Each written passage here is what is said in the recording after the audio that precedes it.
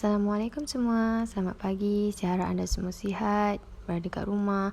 Okey, topik hari ini adalah topik sambungan daripada topik minggu lepas, iaitu topik bertelakar. Okey, ini adalah objektif pembelajaran kita hari ini dan saya harap semuanya akan tercapai. Okey, yang pertama kita pergi dahulu kepada ciri-ciri petelakar. Ciri petelakar pertama apa? Itu gambaran permukaan bumi yang dilukis dari pandangan atas. Kedua, petelakar ni dia menggambarkan ciri-ciri pandang darat fizikal dan juga pandang darat budaya. Serta yang ketiga, ia dilukis menggunakan simbol atau sikatan untuk menggantikan ciri-ciri peta yang sebenar. Okey, inilah petelakar yang saya katakan. Okey, cuba kamu lihat petelakar ini. Kamu tengok ciri-ciri dia. Ada 5 ciri-ciri penting yang kamu kena ambil tahu. Yang pertama, kamu kena ada tajuk. Kedua, kamu kena ada pemidang. Ketiga, kamu kena ada arah mata angin. Paling penting, keempat, kamu kena ada simbol. Dan kelima, kamu kena ada petunjuk. Dan barulah kamu akan menghasilkan petelakar. Okey, seterusnya kita masuk tentang simbol-simbol dalam petelakar.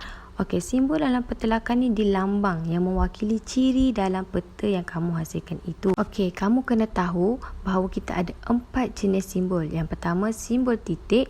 Kedua, simbol garisan. Ketiga, simbol kawasan. Dan keempat, singkatan perkataan. Okey, ini merupakan contoh simbol kawasan dan juga simbol titik. Simbol kawasan tu macam paya bakau, nipah, hutan, getah. Manakala simbol titik pula macam masjid, kuil, gereja, tanda aras, desain trigonometri, tanda tinggi dan sebagainya. Okey, seterusnya ialah simbol garisan dan juga singkatan perkataan. Simbol garisan tu macam jalan raya, jalan kereta api, lorong jalan kaki. Dan kalau singkatan perkataan ni disingkatkan perkataan macam BP, iaitu Balai Polis. PP, Pejabat Pos.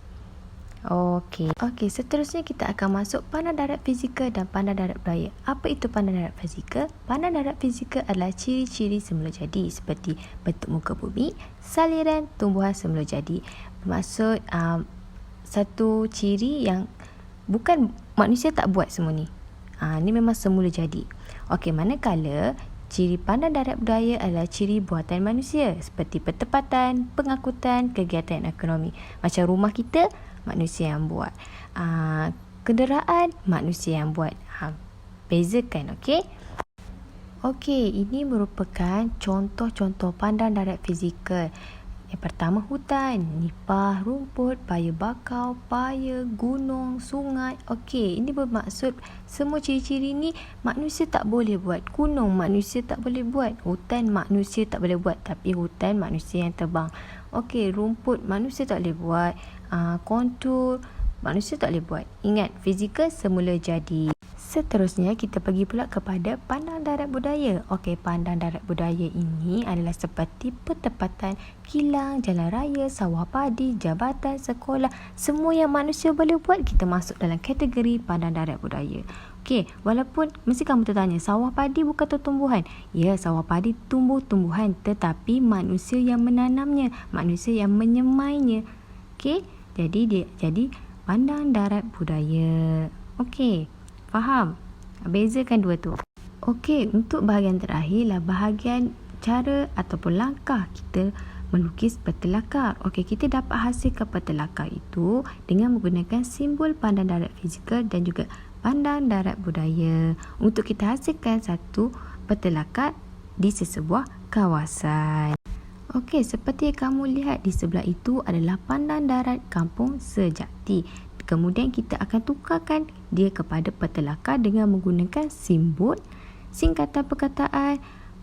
Lagi apa lagi? Pandang darat budaya, pandang darat fizikal. Kamu tengok dua gambar tu berbeza. Memang ada perbezaan. Okey, jom.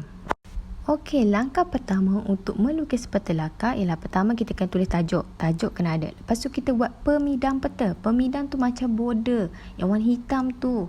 Baru kemas. Kedua, kita masukkan arah mata angin. Mana arah utaranya.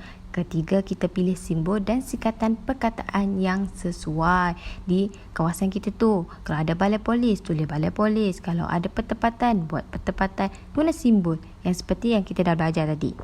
Okey, seterusnya kamu kena lukis ciri-ciri geografi dengan menggunakan simbol dan sikatan perkataan yang sesuai. Ciri-ciri geografi yang dimasukkan adalah ciri geografi pandang darat fizikal dan juga pandang darat budaya.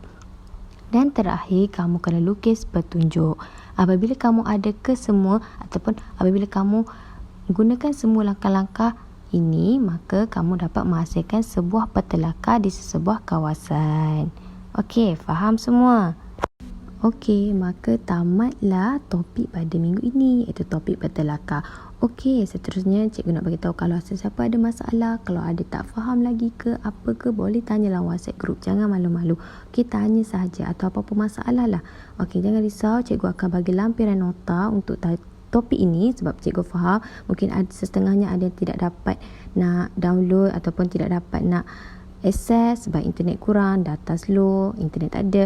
Okey, tak apa, cikgu akan sertakan dengan lampiran nota. Dan lepas ni kamu kena buat satu latihan dekat Google Form yang cikgu dah sediakan dalam masa yang cikgu berikan. Okey, cikgu harap kamu akan berikan kerjasama yang baik. Okey, terima kasih semua.